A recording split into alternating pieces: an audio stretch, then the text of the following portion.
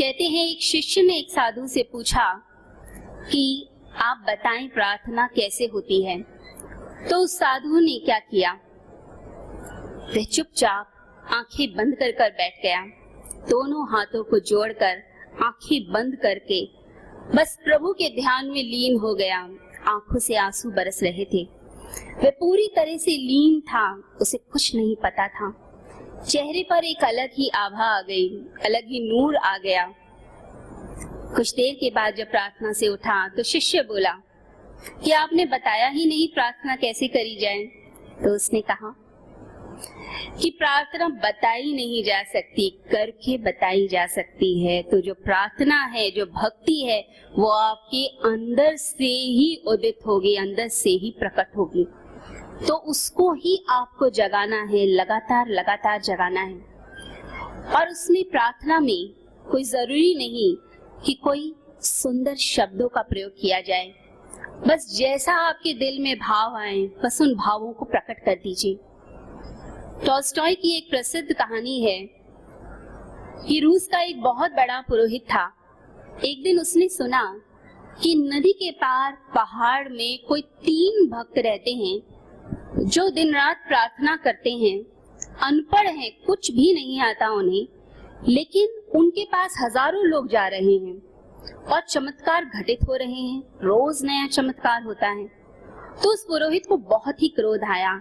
उसे लगा कि प्रार्थना करने का अधिकार तो मेरा है, कोई और व्यक्ति प्रार्थना कैसे कर सकता है। तो वह नदी पार करके पहाड़ में उन व्यक्तियों से मिलने गया। उन 3 लोगों के पास पहुंचकर उसने कहा, तुम जानते हो मैं कौन हूँ? तो वे एक दूसरे की ओर देखने लगे और कहने लगे कि हम नहीं जानते आप कौन हैं, अपना परिचय दीजिए। तो उस पुरोहित ने कहा कि मुझे ही अधिकार है राज्य की तरफ से कि मैं ही प्रार्थना कर सकता हूँ। जैसे ही उन्होंने सुना, उन्होंने दोनों हाथ जोड़े और उसके चरणों को स्पर्श किया। पुरोहित बहुत प्रसन्न हुआ। उसने कहा, ये तो पक्का मूढ़ हैं, अनपढ़ हैं, कुछ नहीं आता है इन्हें, ये तो मेरे चरण पकड़ रहे हैं, ये क्या चमत्कार करते होंगे। फिर उसने उनसे कहा, तुम प्रार्थना क्या करते हो, क्या चमत्कार करते हो? तो वो तीनों चुप हो गए, एक दूसरे की ओर देखने लगे, बता ही नहीं पा रहे थे। फिर एक ने हिम्मत करी और एक ने हिम्मत करके बोला कि हमें प्रार्थना तो आती नहीं, हम तो अनपढ़ हैं, भोले भाले लोग हैं, बस हमने तीनों ने मिलकर एक छोटी सी प्रार्थना बनाई है, वो हम आपको सुना देते हैं। हम मानते हैं भगवान के 3 रूप हैं, 3 शक्तियां हैं। तो हम भगवान को यह कहते हैं कि तुम भी 3 हो, हम भी 3 हैं, हे प्रभु हम पर कृपा कर दो। तो उनकी ये भोली सी प्रार्थना सुन के वो पुरोहित हंसने लगा और कहने लगा कि यह भी कोई प्रार्थना हुई कि तुम भी 3, हम भी 3, हम पर कृपा कर दो। ये तो प्रार्थना नहीं हुई। चलो मैं तुम्हें सिखाता हूँ प्रार्थना कैसे की जाती है। अब वो तीनों श्रद्धा से बैठ गए और पुरोहित की प्रार्थना सुनने लगे और उसको रिपीट भी करने लगे। अब पुरोहित बोलता गया, वो रिपीट करते गए।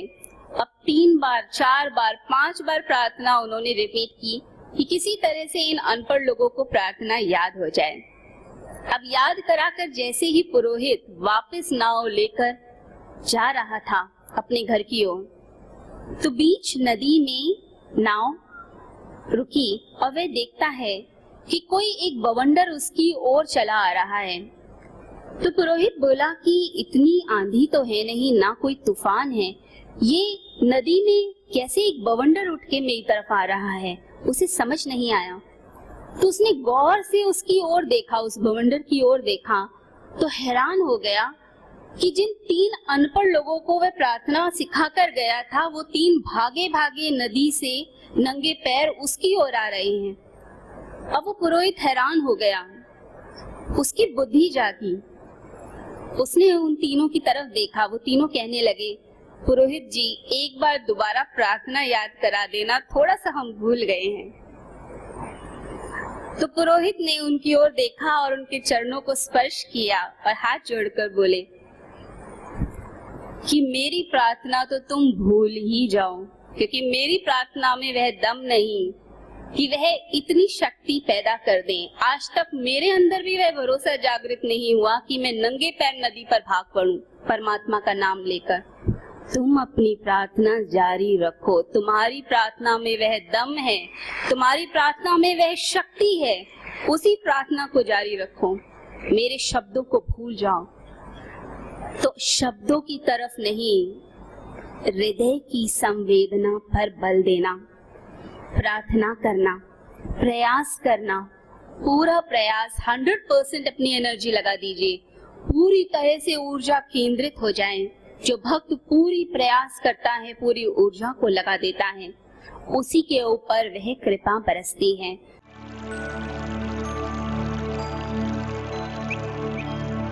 Oh